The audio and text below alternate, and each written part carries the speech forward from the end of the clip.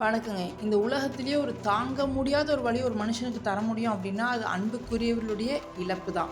2 நாள் முன்னாடி ரோபோ சங்கர்னுடைய இறப்புல இறுதி ஊர்வலத்தில அவங்க மனைவி டான்ஸ் ஆடியிருக்காங்க அப்டின்னு சோஷியல் மீடியாலலாம் அப்படி திட்டி தீர்த்துட்டு இருக்காங்க.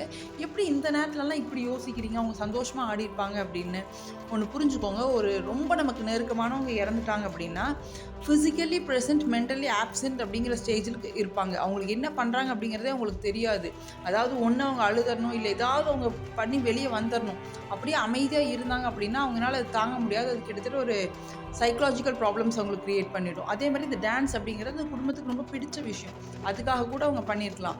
அத போய் இப்படி நெகட்டிவா கமெண்ட் பண்றவங்கள நினைக்கும்போது கஷ்டமா இருக்கு. அவங்க வாழ்க்கை வந்து இவ்ளோ டாக்ஸிக்கா இருக்கிறனால தான் மத்தவங்கள வந்து இவ்ளோ காயப்படுத்த முடியுது. ஒண்ணு புரிஞ்சுக்கோங்க.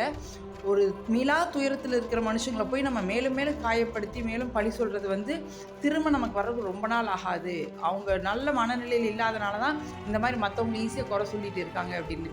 அதனால அந்த தவற நீங்க யாரும் செய்யாதீங்க. காரணம் கர்மா அப்படிங்கிறது திரும்ப சிறப்பா செய்யும்.